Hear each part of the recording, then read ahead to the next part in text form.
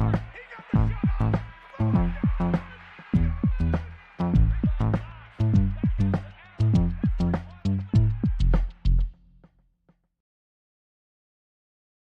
up, everybody? Here we are back with episode number 2 of Mountains to Mainstream Sports Podcast. I'm Andrew Evans with my co-host Payton Fitzpatrick. We'd like to thank everybody for the support we've got over the past couple weeks. If you haven't seen, we've kind of expanded our plugs. We're uploading our first episode to Facebook, but we also are streaming now on YouTube, Twitch, Twitter, and I think Instagram. Don't hold me to that, but eventually we want to get to as many different social media platforms as we can. We're looking into getting on Apple Music, Spotify. Obviously, those two things would be just kind of more of like a listening thing, not viewing, but still as many platforms as we can push this thing out to. We definitely plan on doing that. You got Christmas coming up this coming week, so we're going to consider this our annual Christmas episode. Peyton's looking pretty festive there with his hat, so I think he's geared up, ready to go. Right. I'm excited for Christmas. What topic do we have coming up first here on today on Mountains to Mainstream? Yeah, our first topic is we're going to start talking about something that, for me, is always a Christmas tradition. I think for a lot of sports fans, it's the big Christmas tradition. That's the NBA Christmas Day games. So we'll start with talking about that. Yeah, and our first matchup of the day on Christmas Day for NBA, we have the Spurs and the Knicks. That starts at 12 p.m. To talk about that, I really like these new look Knicks. Carl Towns trade for Randall, or Knicks acquired Towns in exchange for Randall. I think he really fits New York's system a lot better than Randall did. They're looking good. I think they're third in the East right now. I know they've won about 18 games. The Spurs are young. You got Wemby. Obviously, everybody thinks he's next big thing coming. I think out west, they're probably 11, 10 seed somewhere in there. But you got to understand, too, Western Conference teams, it's a lot deeper conference in the East. But my pick for that game would probably be the Knicks. Yeah, and just piggybacking off of what you said, the Spurs, they've had kind of I think at one point they were a 500 team, but they had only played like 3 Eastern Conference teams. They were like 11-11 at one point, I believe, and they had only played 3 teams in the East. So they had a stacked schedule up front of a lot of Western Conference teams, and I think they fared pretty well for as young of a team as they are. Chris Paul is a great addition that I've enjoyed seeing him help out. He's a winner everywhere he goes. He kind of elevates the floor of that team. You saw it with OKC a couple years back, and I think pairing him with Wemby was just an absolute genius idea. And then, of course, as you talked about with the Knicks, everybody talks about the Towns addition, but I think the big addition really for me is Mikal Bridges. I think he fits everything that they look to do in New York. He's most definitely a Tom Thibodeau kind of player. He's an Iron Man. He doesn't miss matches. Tibbs likes to play his players every game if he can, every minute. I think you'd have them out there 48. And so I like what they're building in New York, and I would have to agree with you. I think that on Christmas Day, our first matchup is probably going to go to the Knicks. Regardless, I think it's going to be fun to watch, and I would definitely not count out the Spurs. It's something to tune into for sure.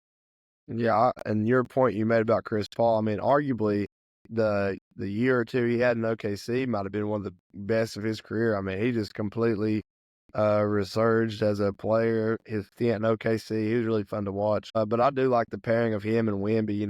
You think of CP3, you think of Lob City Clippers, and obviously Wemby can get up there and catch a lob. And it's fun to watch them play together.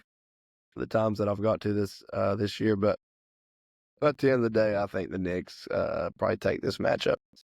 Moving on to the 2:30 game, you have Minnesota Timberwolves against the Dallas Mavericks. Timberwolves, another team, young, on some different things now that you're without Towns. You moved Julius Randle into town. I want to say last time I looked, they was kind of out of the playoff picture currently. Obviously, it's still early in the year, but they're probably a 10 or 11 seed, and the Mavericks, I think, are right middle of the pack, 4 or 5. But anytime you got Luka and Kyrie suiting up, just took a trip to the finals, so they're no pushover kind of team. I think in this matchup, I'd probably have to go Dallas. Yeah, and you're right on. The Mavericks are a 4 seed right now, and then the Timberwolves are out on the outside looking in at the 11 seed. So I would have to agree with you with the Mavericks. I think anybody that knows me knows I'm a big Luka fan. I love what they do, and we're looking at a rematch of what was the Western Conference. Was it the Western Conference Finals last year? This was the matchup we had, Yeah. and so obviously everybody's looking forward to that. But I mean, this Timberwolves team's a completely new look. I don't like the trade as much as I did for the Knicks. I think you kind of wanted a little bit more out of DiVincenzo this year. I think you're getting what you kind of expected from Randall. I think DiVincenzo was kind of what they were looking to throw this over the top, and he's just not been as lethal as he was in New York. But as you said, it's a long season. We haven't even made it to the All-Star break, and as you know, a lot of teams are able to turn around after that. I wouldn't count out any team with Anthony Edwards on it, that's for sure. He's a dog, and I think this is going to be an absolute joy to watch on Christmas. This is the one game that I'm really looking forward to. When you have Anthony Edwards and Luka on the court, as well as like Kyrie Irving, of course, it's going to be a game to watch. And so that's my game of Christmas, I would say. I'm going to have to be a little biased and give it to the Mavericks. I think Luka shows out this year on Christmas at 2:30. Yeah, and I liked your point about DiVincenzo. I just really think he just did not want to leave New York. He probably Uh-huh. hates his life in Minnesota. I mean, he was with all I his mean, they broke friends. up the Villanova boys before it even started.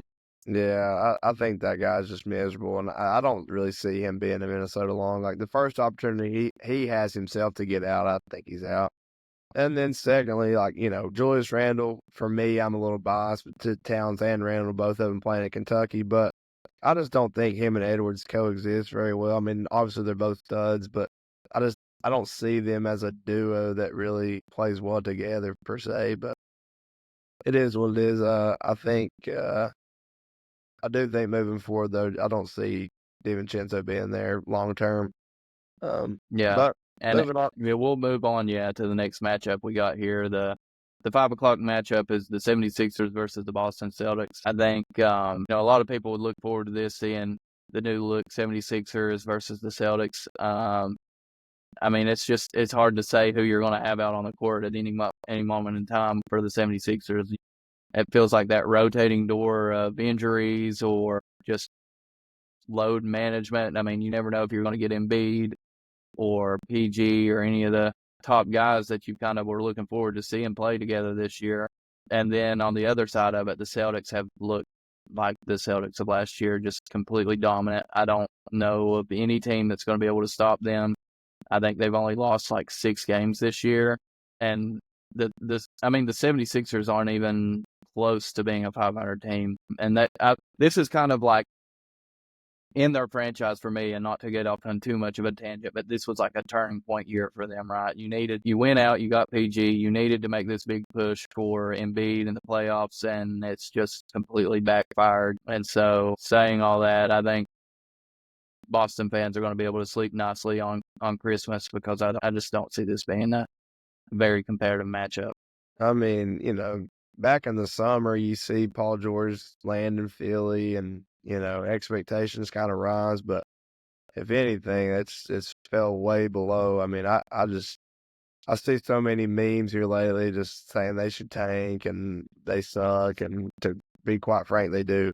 I think Tyrese Maxey might be out for a little bit too. I think I seen an injury update on him not too long ago where he's out for an extended period of time. I'm not sure the exact details on that, but Yeah, at the and end of the day, they I also think, lost Jared McCain too recently. He was a big bright spot for the Sixers early. You kind of think, well, all this injury, and somehow we've looked into a Rookie of the Year, and now he's out too. yeah, he's been he's been a surprise for him, I think. But at the end of the day, all in all, I mean, they just have not met expectations at all yet. And it is a long season, but I don't know. It's been a train wreck to me, and I don't see it straightening up anytime soon. But moving on to the 8 o'clock game, you got the LA Lakers and Golden State Warriors.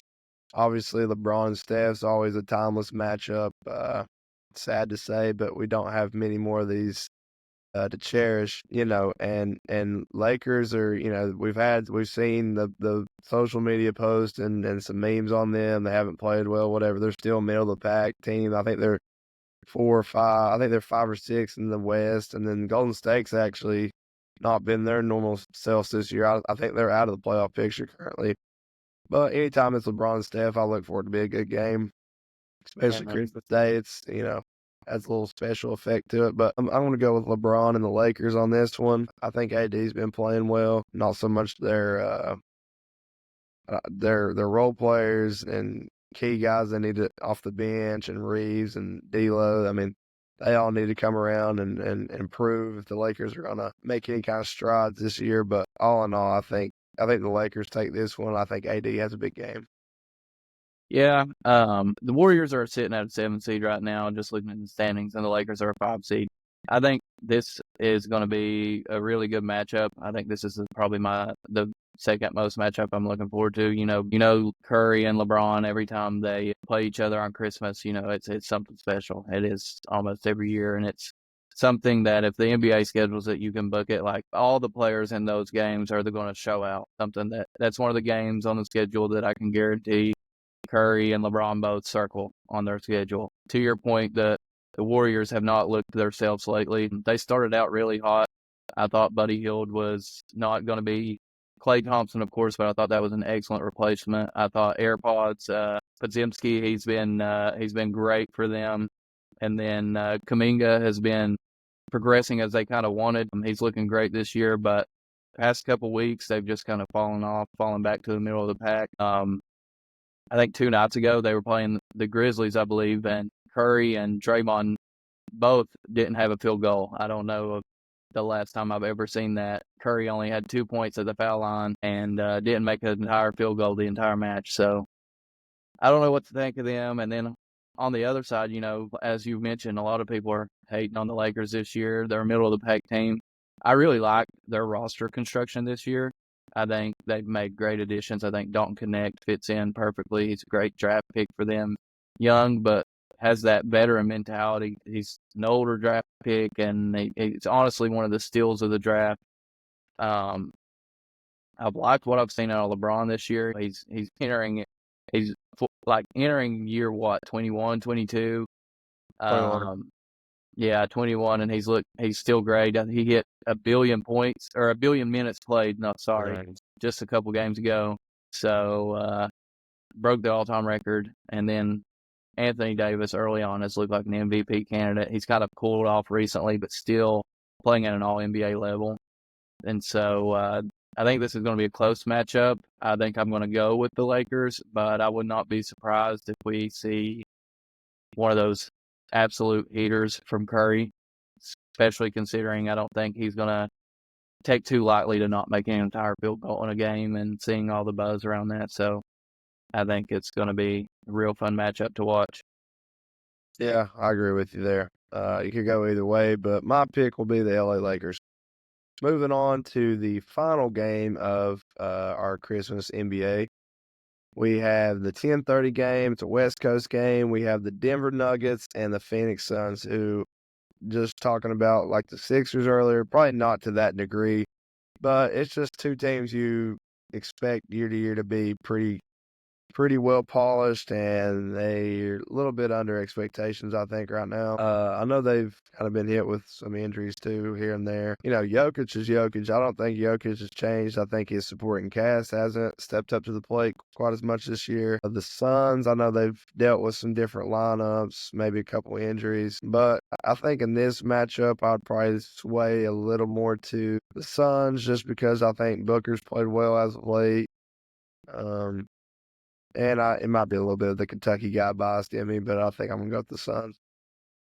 Yeah, this matchup's interesting for me. I think both teams were two of the most talked about teams in terms of wondering how they were going to fit, how they were going to mesh coming into the season. The obvious thing with the Suns was, Bradley Beal, Booker, and KD. How was that going to work? We saw a little bit of it, and it's just not been what they hoped. And I think they've made moves around the edges that have helped quite a bit. And then on the other side, there's a lot of talk about the Nuggets, especially with the Olympics going on and looking at Team Canada. Jamal Murray just has not looked the same since he's been back playing for them. And even this season, it's just he's not the co-star that you had with Jokic in the past. And as you mentioned, a lot of the role players aren't stepping up.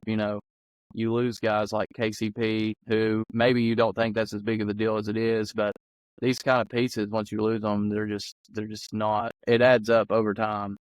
And I think that you've seen that this year. I think you've seen a lot of struggle. You had a good pickup in Westbrook. He's actually had good numbers. But even with saying that, you want to surround Jokic with some shooters, I think. I think he's at his best when he's got the threats. And the best shooter on the court usually this year has been Michael Porter Jr., and he's shooting below his average.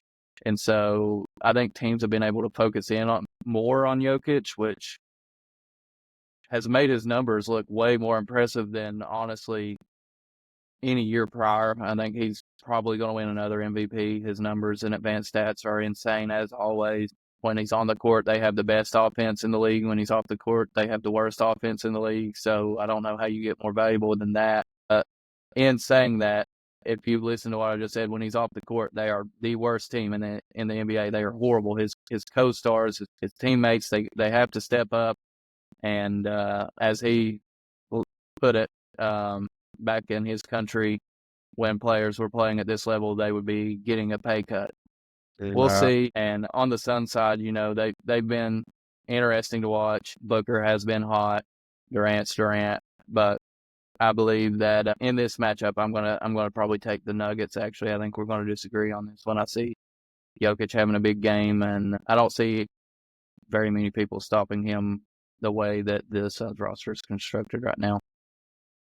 Yeah, and just to talk more about Jamal Murray, like I mean, I have no idea where this guy's went. I mean, it's just, and I love Jamal Murray being a former Kentucky alum. I know I've brought that up a lot tonight. Maybe I'm just a little salty over Ohio State beating us by 20 tonight. I'm trying to look back on some fonder memories, but I just don't know where he's been. I mean, it just seems since the bubble playoff run, he's just never quite been the same. I don't know. And not even just Murray, like you said, Porter Jr. is below his average. You lose KCP, and that's a lot bigger than what people thought. Very important. I mean, it's just you got a knockdown shooter placed right with Jokic, and I think that's where Jokic excels when he has shooters around him. He's always going to make the right play, find the shooter. But it was saying all that, and I wouldn't be surprised if the Nuggets won this matchup. But for me personally, I'm going to go with the Suns. Yeah. All right, so that's all the Christmas Day matchups. Now we're going to start our transition to another NBA Christmas tradition, the Christmas Day jerseys.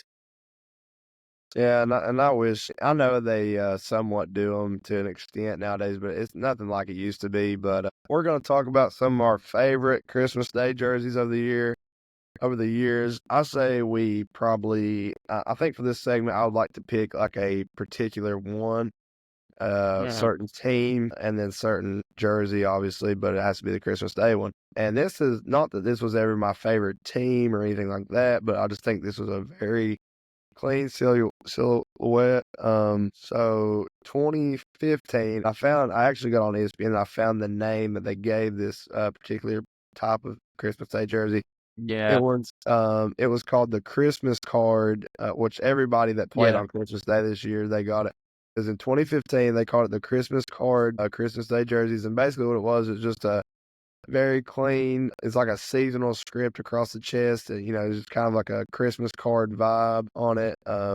My particular favorite one from that year was the Clippers. It wasn't really their traditional Clipper red. It was kind of like a lighter shade, more of like a Christmas red. And then you had kind of like that Christmas font across the chest. I just thought it was really clean. I liked. I'm pretty sure. I don't know. I don't remember if it was me or somebody else we went to school with, but somebody had a Blake Griffin one, and I was always pretty jealous of it. I guess it wasn't me because I was jealous of it. Yeah, I know what jerseys you're talking about exactly because I remember when they had them. Like I was thinking, like the font, like the big difference is the font, right? And I thought the Clippers font, like the Clippers word mark, fit so well with that font. It kind of brought it back to what their old cursive looked like, and so I really liked it. And I've been looking at some of the different ones, and they had the big color and the big logo. I wasn't really a big fan of I always hated the short sleeve jerseys with the patches. When I think about the NBA Christmas jerseys, I have very fond memories of the Christmas Card 2 jerseys from 2016, and in particular, the Cleveland Cavalier ones. I just think about it's more of a nostalgia thing for me. I think about, sitting there on Christmas, watching the games as we talked about as a tradition every year. And I feel like, this was at the height of the Warriors and the Cavs, and they had the Warriors-Cavs matchup. And I just remember that being one of the best games that I've ever had the pleasure of catching on TV. Went right down to the wire. You had the shot from Kyrie Irving to win the game. You had the Richard Jefferson dunk. There's just so many moments from that game, and those jerseys are just implanted in my mind with that. And I can just see myself, sitting in the living room of my grandparents at the time, just watching this game on the TV, the Christmas tree there. And it just brings back so many good memories of Christmas past. You look back on, and certain people are gone and certain people are still here, but all these memories come back. And this game and these jerseys are just a perfect example of what makes these games so special, just giving you these memories and good things to look back on. And so my pick would have to be the Christmas Card 2 2016 Cavaliers jerseys. Yeah, and I'm definitely a big fan of those two. Me being a big LeBron fan, I was definitely watching that game, and I was just kind of picking. Obviously, Cleveland was my favorite team at the time. I'm always going to go wherever LeBron's at. That's just how I've always rolled with the NBA. But for me, the Clippers Christmas card jersey was just a little bit cleaner for me.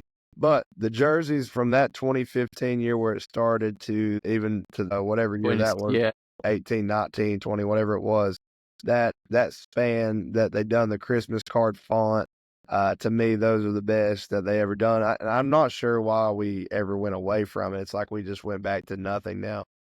Yeah. But also in my research on this, and not that I remember this as a kid, I don't know why, probably because it was just it wasn't as big a deal as the Christmas card ones, but apparently from 2008 to 2011, they didn't necessarily do a Christmas Day jersey, but it was a Christmas Day jersey, but it wasn't like But they had the snowflake patch. Yeah, exactly. I remember seeing that. Yeah. So there was just a snowflake patch. I thought that was pretty cool, and like the picture it gives there is New York and Miami, and honestly, on the Miami jersey where it's already red and white, it kind of looks clean right here on the chest. But Yeah.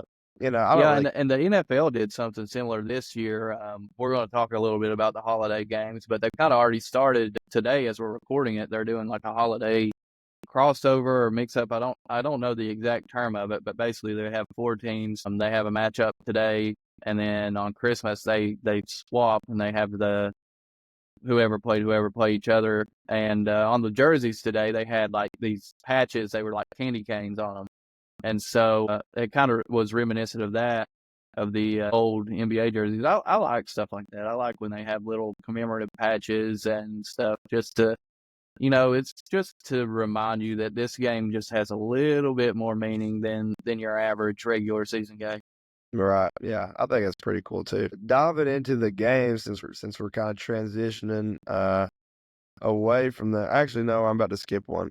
We have one more NBA Christmas topic to talk about. I can't believe I was the one about to skip this actually, but we're going to talk about our favorite NBA Christmas Day sneakers. Those of you that know me know I collect shoes. So for me to be the one to almost skip that is pretty ironic. But Peyton, I'll let you go first because I'm not going to be able to pick just one. But what's one athlete brand, or it doesn't have to be athlete brand. I think both of us will probably pick athlete brand. But what's one Christmas Day basketball sneaker that kind of stands out to you and might be your favorite? The one sneaker that's always stood out to me has been the Kobe 9 Elites. The red, like candy cane marble on the bottom. I just love the Kobe 9 Elite Christmas. I was always just weirdly this big fan of the Elite models. I like the KD 7 ones with the holes in the side. I like the LeBron ones that had like the crystals. I was just a big fan of the Elites. I wish they still did that. Yeah. Obviously, it wasn't a great model. I mean, they were at a higher price tag. I don't think they sold as many of those as they did the base model. They But actually just retroed that model too. they did just retro. they just retroed the Kobe 9 Elites. I think the Kobe Elites did much better than the LeBron and KD Elites for sure. Yeah. But I always liked the Kobe 9 Elites, and I always felt like Kobe had the best Christmas shoes. Of course, you had the Grinches and the Yeah. reverse Grinches. You have like the Kobe 10 Elites. You have the what were the Kobe 8 ones that had like the scales kind of on them. You know what I'm talking about? Mhm. So I think he had good ones. But I always like LeBron Christmas shoes too. If I had to pick a LeBron Christmas shoe, I really like the Christmas 11s that had the like the red like almost wrapping paper swoosh on the front and the red laces, and it was on like a teal green. I think the 11's my favorite LeBron silhouette personally. There's a lot of nostalgia with the 11s. I always thought they were the coolest shoe, and so I think that plays a little bit into it. But as far as Christmas sneakers go, yeah, the elite Kobe's, the candy cane on the bottom, and then of course the Grinches would have to be my pick. But I always look forward to seeing what Christmas shoes came out. I feel like that's a lost art. I know there's a few Christmas sneakers coming out. There's some LeBrons and some Jaws, but it's not as big as it once was. And I Yeah, always it's look kind forward of to seeing what shoes came out for Christmas. You know, that was always my big gift growing up. Not so much now, but every year I'd ask for whatever the hot Jordan, the Christmas Jordan coming out was. I'd always try to get it. Got lucky a couple years, got a few pairs, but obviously my collection's not near as big or as massive as yours. But at one point, I had a pretty decent collection, and almost all the pieces came from Christmas time. Well, yeah, and like you said, you almost have to say the Kobe 6 Grinch. I mean, like that's just a Christmas Day classic. That will probably always stand as number one. But as far as playing one of my favorites, same thing you said, LeBron 11 Christmas. I actually have that pair in my collection, as well as the Kobe 6 Grinch. But those are two that definitely stand out. To bring up some different ones that I have, and these are actually two that they have retroed in the past 2 years. I have the KD3 Christmas Day, which is actually like a yellow and blue pair. I think it's more so to serve as like an ornament or something of that nature. I just like it because it's different. It's not your classic like red and green, Christmas Day colors or whatever. And then I also really like the KD4 Christmas, which is the copper mhm. and black, which it has the red laces you can put with it. I haven't decided if I'm going to do that or not yet, but that Yeah, was always those cool. just got retroed too. Right, so yeah, and I just picked those up. So I actually have both of those retros. But, and like you said, it's used to like the back when we was in middle school, KD, Kobe, and LeBron was your top three athlete brand sneakers, which is probably honestly still kind of true today. But whatever those three Christmas Day sneakers were, those were like, everybody had to have them. And like LeBron and KD both have a Christmas Day uh sneaker this year, and it's pretty overlooked. Like not a lot of people have even noticed. And like you said, it's just kind of like a lost art. It's not really as it don't get as much hype as it used to, which is kind of sad. But I'll probably still get both of them. I mean, I I'm feel like Andrew, and we I'm gonna just buy them. came through at the magical time for Nike brand sneakers. I mean, you had Kobe, who was still, kind of in his prime in the late 2000s, early 2010s. You had young KD, kind of middle, like all three of their major athletes were pretty well much at. I mean, Kobe was a little after his peak, but they were all at near their peak, and they just had like this marketing giant. I mean, you had just the culture. Everybody had KDs, the KD sixes, KD sevens. Everybody wanted KDs. Everybody wanted LeBrons. Everybody wanted Kobe's. Like the shoes meant something, and now they're like their brand. Like they still have LeBron. I think LeBron's still their marquee, and like KD's still one of their marquee athletes. But they're older now, and they're trying to move away from them. They've picked up some athletes like Ja.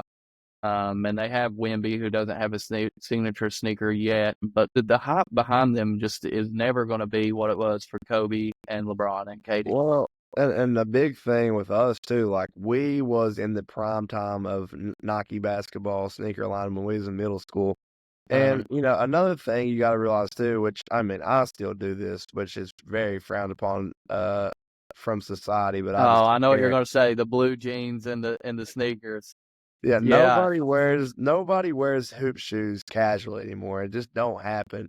Your boy Andy still does, but I mean, I don't have the blue jeans on. I got the Nike sweats, but I'm always gonna wear a hoop shoes Dude, casually because I mean, we came up in the perfect time. Everybody had like I had hyper dunks with jeans on, like every day. Just like it wasn't even like anything crazy back then. KD really had people walking around with KD NBA shoes and just jeans on. Even my dad had a pair of KDs, the Oreos, and he'd wear them with his jeans. So it's just one of those things that's just lost to nothing time. Like the Nike Elite socks, just pulled up to your knees. nothing will. That's what I was about to say. Nothing will ever top the just the KDs or the bronze or whatever hoops you had on with the Nike Elites pulled up to your kneecaps and probably some shorts dangling down past your knees. Like it was just a great time to be alive, and I'm sad that kids don't get to experience that time. But and younger kids watching this podcast, you'll never understand. But it's No, dude, something yeah, we we greatly. the Elites up to the knees, the lime green, bright orange color like t-shirts, and Yeah, I mean, you had the power bands that you buy at the gas station that was supposed to make you jump higher. Uh, what a time to be alive. for sure. All right, so moving on from the NBA, finally, we're going to transition to something we kind of talked about in passing a little bit, where we're going to talk about the NFL holiday games this Christmas season. Yep. And the first matchup is the Kansas City Chiefs and the Pittsburgh Steelers. Is that a 1 o'clock game?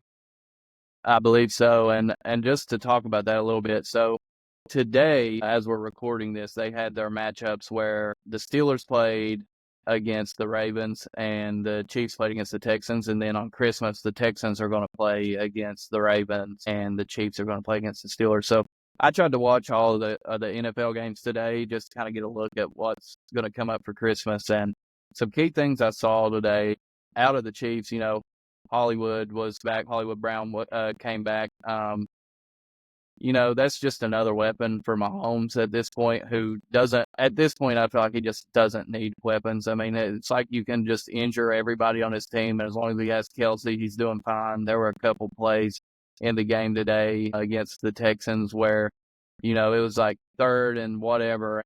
He just found this magical way to get it to Kelsey, as he always does, and they ended up coming out with a win today against the Texans.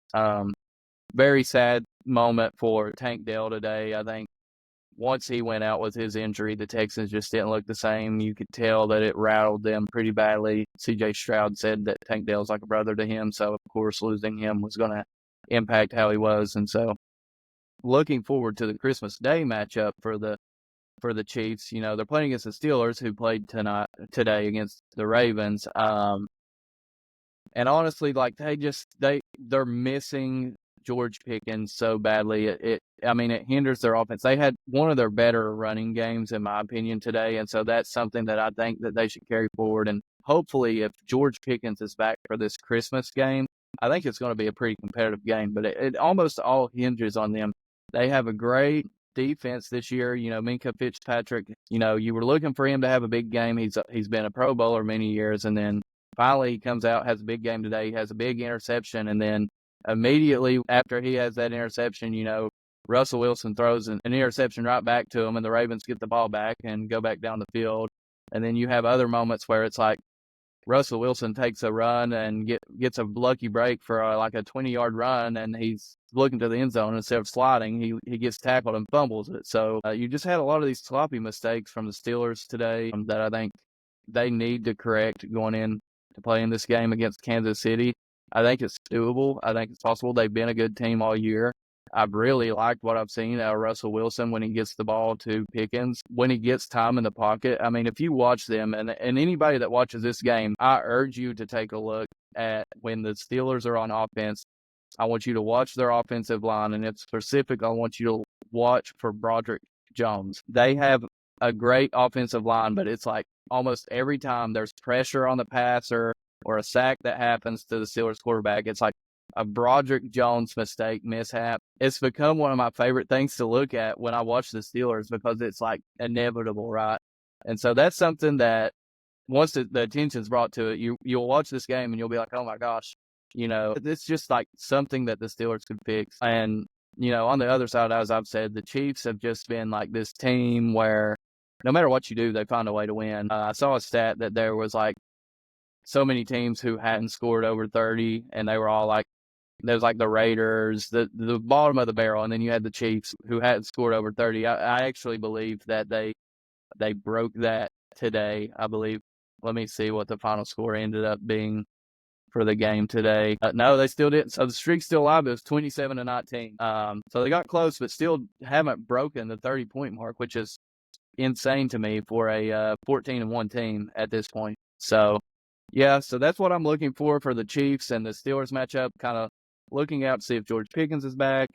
And then, of course, my prediction is going to be the Chiefs. I think they've looked like, I don't want to say they've looked like the best team in football this year, but they are the best team in football this year. So that's just kind of how it is, and I'm going to have to go with the Chiefs. Yeah, I didn't realize they hadn't scored over 30 points in all these victories. That is a pretty insane stat to bring up. Yeah. Obviously, they have the best record in football. To me, the Bills are probably the best all-around team. I know they have a couple losses, Yeah, but I'd have to agree with that. Josh Allen doesn't win the MVP this year. There's something wrong. But I don't want to go off track. Like you said, the Chiefs I feel like they could walk into a Walmart and just pick up all the cashiers and say, "Hey, you guys are playing wide receiver today, and Mahomes is going to find a way to win." Like I just don't know what else to say about Mahomes. I mean, he's one of the greatest quarterbacks I've ever watched, and he just finds a way to win. I mean, it's plain and simple. I easily pick the Chiefs to win that matchup. Yeah. Yeah, and I find it interesting. I agree with you that I think the Bills are the best all-around team this year. They've looked fantastic. Other than their defense, I mean, which is another crazy stat, they had 90 points in 2 games and they split them one. I think it was the first time that a team has scored 40 and their opponent scored 40 in back-to-back games. So against the Rams and the Lions, I believe it was, right? So, I mean, just they have this potent offense, but their defense is still letting up this massive amount of points. And so, but for the most part, I do agree that I think they have the best team, and they match up well against the Chiefs, which is what's important. And anytime you have I feel like the Mahomes versus Josh Allen matchup has become this generation Brady versus Manning, which is exciting to see, especially for the league. But one thing you said that I have to disagree with is I don't think Josh Allen is this year's MVP. I just don't. I don't think it is. I think you will be watching this year's MVP on Christmas Day this year as the Ravens take on the Texans. I think your MVP this year is going to be Lamar Jackson again. He has looked like a stud. All the stats support it. You can go look. They just had their way with the Steelers. They've been leading the league in rushing yards, and that's because they have King Henry and they have one of the best backup running backs in the league, and Lamar Jackson. You got to keep a spy on him because he's so good with his legs. His passing this year has been fantastic. He's got 2 great tight ends in Isaiah Likely and Mark Andrews. He's got all kinds of weapons. Zay Flowers has been great. I really like what I've seen out of the Ravens. And on the other side, the Texans were one of my sneaky picks to make it to the Super Bowl. I think there's some dark horses to make the Super Bowl going into this year. I had the Texans and the Lions as teams to watch. I think the Lions have been fantastic. Yet to see what's going to happen with them with David Montgomery out. I think the Texans, have fallen a little short of my expectations, but they also have been great. They have so many weapons. They have Joe Mixon at running back, which has been just an astronomical addition to them. I mean, the Bengals really lost a key part of their offense, and the Texans have integrated him in, and he's looked like the best version of Joe Mixon I've ever seen. They also have Nico Collins, who's one of the top wide receivers in the league by every metric. They lost him to injury for a few weeks, but he's back. He's been working his way up, and he's looked great. They had the addition of Stephon Diggs, taking him from the Bills, and then you had Tank Dell. So, as far as wide receivers go, I was putting them up against anybody in the league with Tank Dell, Nico Collins, and Stephon Diggs, and adding in Joe Mixon and C.J. Stroud, who looked great as a rookie, and he's just only going to get better. So I had them, being a good team to watch out for this year, and they are a good team, but they're starting to get hit a little bit with the injury bug. As we mentioned earlier, Tank Dell went out in the game today, and that's just a tragic loss for them. And so all of that being said, I just, I think this is going to be a fun matchup to watch. I think you're going to see a lot of high-powered offense, but I'm going to give the edge to the Ravens. I think Lamar Jackson has just turned the corner and he's just hit the throttle. And he's a 2 or 3 time MVP at this point in his career, and I think he's adding another one to his trophy case. I think this is honestly the best I've seen Lamar Jackson play. Yeah, I think Josh Allen has other words to say about that. But I would like to say to our viewers, Tank Dell did not die today. The way Payton said it multiple times, he makes it think like he got shot during the game. He actually just broke his leg, I think. But yeah, I mean, he just broke his leg. Listen, you can say I'm making it look that way, but when you see C.J. Stroud with crocodile tears going down the sideline, it's a big deal. I mean, no, don't get me wrong, horrific injury, and you don't want to see that happen. But I just want to let the viewers know Tank Dell's still alive, and he'll be back next year. But moving on from NFL here. So we got 2 more segments to go through. We're going to hit a local topic now, talking about our local high school basketball team and actually a collegiate game that took place directly after this past Thursday at the historic Winston Fieldhouse, the Coalfields Legends Classic, first annual, so first time this has occurred. The Tug Valley Panthers and the Pike Central Hawks took the floor, and directly after we had the University of Pikeville and West Virginia Tech play. So that was pretty cool to see happen in our community. So we're just going to kind of touch base and share our thoughts on the games. Starting with the high school matchup with our alma mater of Tug Valley, I thought Caden Hill really played well that game. Started off the game on a heater. Seemed like he was never going to miss. And, Tug Valley made a deep run in the football playoffs this year, so they're still kind of getting some things worked out, getting back into basketball mode. Obviously, when you come to Naugatuck, that's what's expected. Contenders for a state title every year, and I think we're right there again in single A. So like I said, Caden Hale played very well. Braden Ferris had a big second half that helped lift us over Pike Central. I think Ashton Davis, he still needs time to come out of football mode. Bryson Eli, another guy.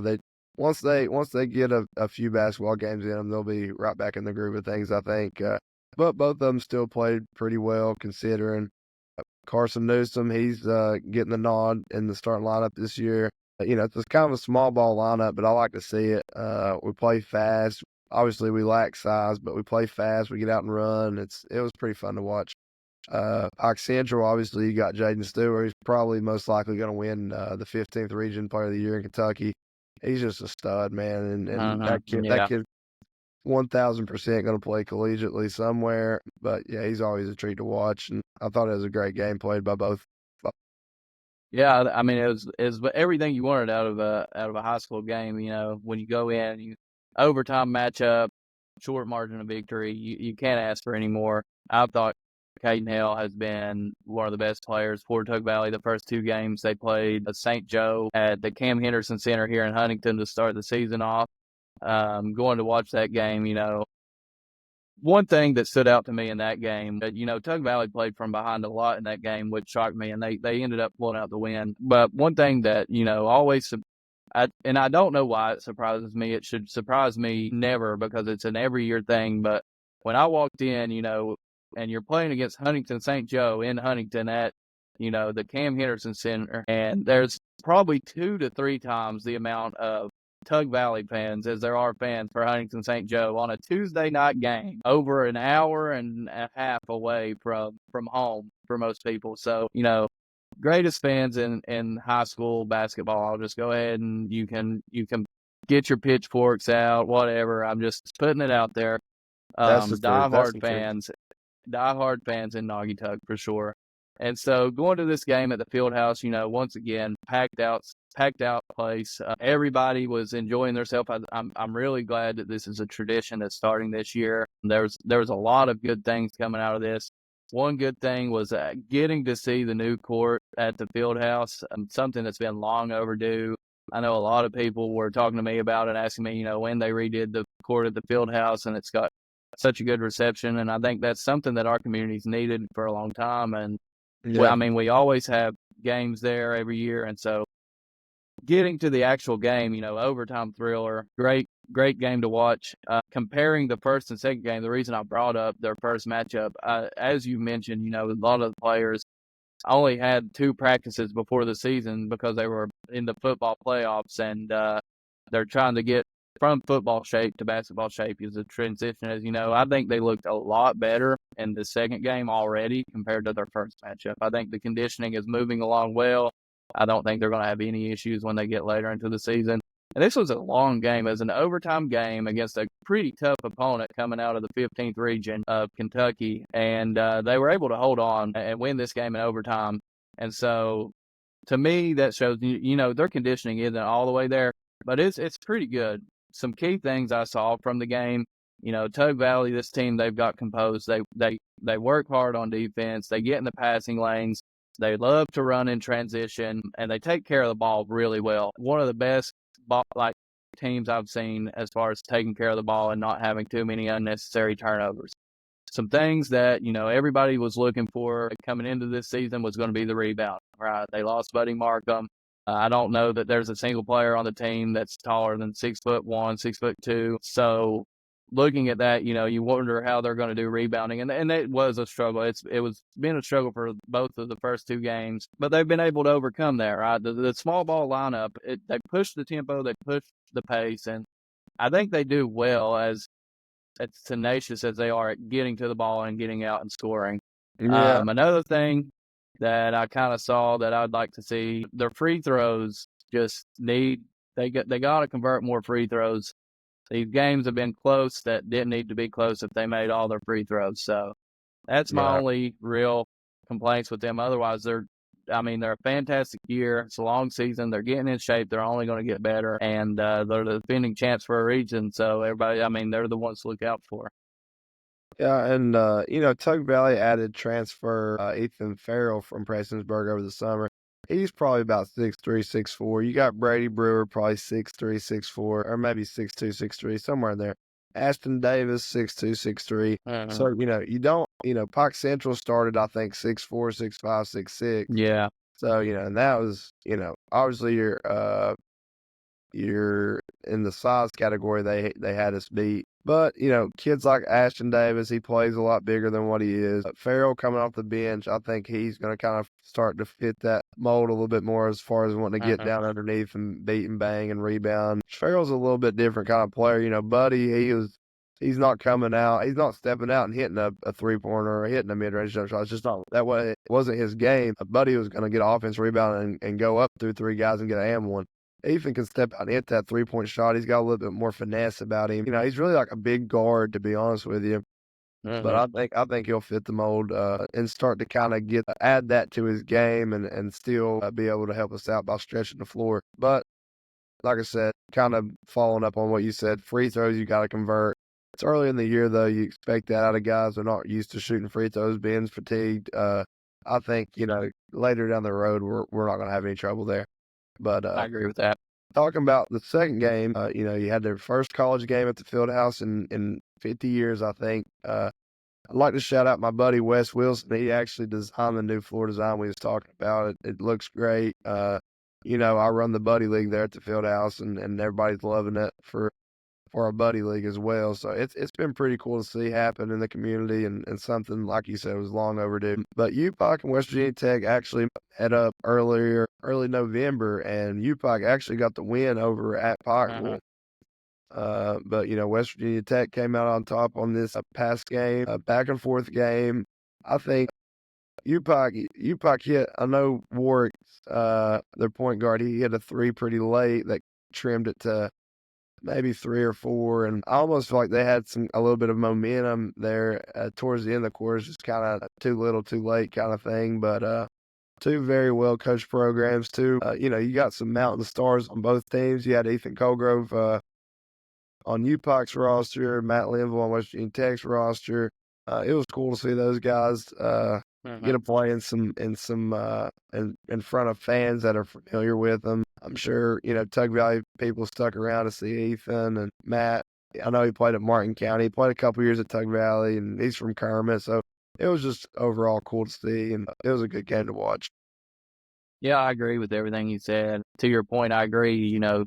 Getting to see these familiar faces as they move on from their high school careers and into the collegiate level, it's something that I think all the community loves to see. When somebody moves on from our community and from surrounding communities to college, it's almost you talk to people in the community are like, yeah, he went to UTech or he went to UPike and they're playing there now, and so getting to see them at a location closer to home, it's a real treat for the community. I think the event was a major success. I think there's been a lot of positive response to it, and I look forward to this becoming a new tradition at the field house. And I think most people would agree with that. Yeah, yeah, I think it was pretty cool, and I hope we can keep it going and get to see that college game once a year. It was pretty fun. All right, moving on to the last segment of the podcast for episode number 2. This is something we're kind of doing for fun. I kind of been looking forward to it, see what Peyton's got up his Yeah, sleeve here, but we are going to do, and this is basketball based, so we're going to do a Christmas character draft, and we're just going to select our starting lineup based on Christmas characters. So we're going to select our selections and then kind of tell why we want that certain player and what they might bring to the table. So I'm yeah, actually going to write mine down as I go. We discussed yeah, before the podcast started that you actually know we decided I can have the first overall pick, right? yeah. That's right. Yeah, yeah. So Okay. Andrew's going to pick first. I have a sheet of paper here. I'm going to keep track of who I pick, and then once this is all said and done, leave a comment down below. Let us know who you think has the better team, who would win in this 5-on-5 matchup. Best of 21, we'll say, from these Christmas legends. Yeah, and we'll go over our complete starting lineup too once we pick them up. But anyway, for my first pick, and as we pick these, let's discuss what position they're going to play and, like I said, what they bring to the table. So for my first overall pick, I'm going to go with my big man in the middle, Mr. Santa Claus himself. And I think that's a no-brainer. Big dog on campus. He's not only dunking or cookies into the milk, he's dunking a basketball into the rim. So I'm going with Santa Claus at the 5. I think that's the overall number one pick for the draft for sure. Santa Claus is known for his dunking ability for sure. Yeah. So great pick there. You took a center off the board. I have a center in mind myself. I'm going to save it for later in the draft. Hopefully he doesn't get stolen. But I got to take my first pick, and it's going to be the man running the point for me, Rudolph the Red-Nosed Reindeer. Great team leader. He's going to have us running, perfect offense. If you're, in a rough position, needing a bucket in the clutch, you need your offense ran. I don't think there's any better guard to be handling the ball and to get your team in shape as there is for Rudolph the Red-Nosed Reindeer. So that'll be my point guard selection. Yeah, I think he'd definitely light the way for you, so I understand where you're at. So my number 2 overall pick, I am going to go with the small forward position. I am going to pick Ebenezer Scrooge, and Oh, okay. I think Scrooge at the 3 spot just makes all kind of sense. You want your 3 spot to be a kinda like a hustle point kinda guy, scrappy, kinda garbage, gets all the garbage points, gonna dive on the floor, and, he, he's not gonna be too friendly, he's gonna be kinda tenacious, so I like him at the 3 spot. Yeah, and you never know what version of him you're going to get, right? He could be a great team player. He has a really kind heart at times, but I just hope he's on a good contract. That's all I got to say. I hope you guys are paying him well. I think I'm looking at my draft board here. There's a lot of picks I'm afraid you're going to make. I'm afraid you're going to steal from me, and so I'm just going to kind of lock you out of one here. I want to take my power forward position. You want somebody who's mean, who's dirty, who's going to get down, do the dirty work. You think of great power forwards of the past, Dennis Rodman. I'm getting my Dennis Rodman in the Grinch. I think he's gonna be a defensive monster. I think he's gonna get up in people's face. He's gonna get in your. He's gonna be a very big irritant. And so I like what I've got going here with Rudolph and the Grinch. My Curry and Draymond, if you would call it that. I feel you. My And, number and the Grinch too, great at getting steals. By the way, he leads the league in steals. I just want to put that out there. Yeah, I think he stole a whole holiday one time. Yeah. So my third overall pick, and this is going to be for my shooting guard. And I think for every two guard, you need somebody with ice in their veins. And who else could I pick other than Jack Frost? I mean, this guy is clutch down the stretch. He has ice in his veins, and he's going to hit the big time shots. So at my two guard, I have Jack Frost. Nice. So this is I'm liking where your picks are going because it's left me right to getting the center I alluded to earlier. I was terrified at some point. I cannot believe he's made it all the way to this pick. Give me Buddy the Elf down low. Wow, dang. The giant of North Pole, Buddy the Elf. His whole life he was told he was too big. Not today. Buddy, get down there and guard Santa. I mean, he's got a tough matchup, right? Santa's going to be putting work in the post. But I think Buddy the Elf gives me the best chance I got against Santa. Yeah, that was definitely on my draft board. I was going to put him in my power forward position, so I could have really went Twin Towers on the inside there, but that's okay because my backup for my power forward position and will be my fourth overall pick. And I'm going with another guy that's just clutch down the stretch, got ice in his veins once again. Frosty the Snowman at the fourth spot. Frosty the Snowman at the power forward. I would imagine Frosty plays a lot like Tim Duncan. That's at least how I picture in my head. No real reason. I'm just kind of putting that out there. Yeah, I'm looking forward to seeing the Grinch versus Frosty matchup. I'm not going to lie to you. Hopefully Frosty doesn't melt under the pressure, you know. That's true. That's true. I'm looking at what I have left. I have small forward and I have shooting guard. I think with my next pick, I'm going to take a shooting guard, knockout shooter. He's got the dead eye. I'm taking Ralphie from the Christmas Story. He is an absolute shooter, and I think that he's going to fit in well with my team. He's deadly. Yeah, that was a good one. Makes all kinds of sense. So I have my point guard position left, and this is a sleeper pick. We actually talked about it before the pod started, but that's okay. The fans do not know. And some people may disagree that this is a Christmas character. I 100% think it is. I am going with, at my point guard, Jack Skellington from The Nightmare Before Christmas. And, makes all kinds of sense. Natural team leader. Even when he makes mistakes, he goes back, cleans them up. I really want this guy running my team. Yeah, I thought Jack might have been a small forward type, or a power forward even. I mean, he's got the Kevin Durant build, Jack Skellington. I just want to put that out there for all of our viewers. Looking at what I got left, I have small forward left. I've got a list of names here that people I was looking at, and I'll just go ahead and list them. I was looking at the Heat Miser, maybe that heating presence. I was looking at the Polar Express conductor, a great leader. That would have been a backup point maybe. And then John McClane from Die Hard, he's another explosive talent shooter, if you will. But I'm going to take a small forward, and he's a little undersized at the small forward. I think I can make it work, though, with the Grinch and Ralphie sliding over on D. So at small forward, I'm going to take Kevin from Home Alone. I've got to get him on the team somehow. I think he's going to have a tough matchup, of course. But he's crafty, right? I don't think size matters too much for Kevin. He knows how to handle tougher and bigger opponents. We've seen that time to time throughout his career. And so I just like the versatility he gives me. When you think about your small forward, he's very versatile. And I think I'm going to go with Kevin from Home Alone for that. Yeah, I definitely considered Kevin McAllister to run my team at the one with my last pick, but I think due to his youth and inexperience, I kind of let it go. All right, we're going to review our complete starting lineups for a team. We'll start with mine. At the point guard spot, I have Jack Skellington. At the 2, I have Jack Frost, so I have Jack squared in the backcourt there.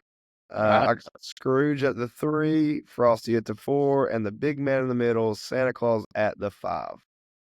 Yeah, and then my starting 5 will be Rudolph the Red-Nosed Reindeer leading us the way at point. Ralphie, the sharpshooter from Christmas Story at my 2. Kevin McAllister at my 3. And then at the 4, getting dirty down there, the Grinch. And then my 5-man will be Buddy the Elf. So let us know down below who you think would win in this theoretical 5-on-5 matchup. We'd love to hear your thoughts about who you would draft as well. Yeah, If there's any characters we left out that you think should have made these Christmas Day lineups, let us know. But with that, guys, that's our last segment. We're going to wrap up episode 2. Once again, like we started, I'd like to thank everybody for the support that we've gotten. Look for this episode to be out soon.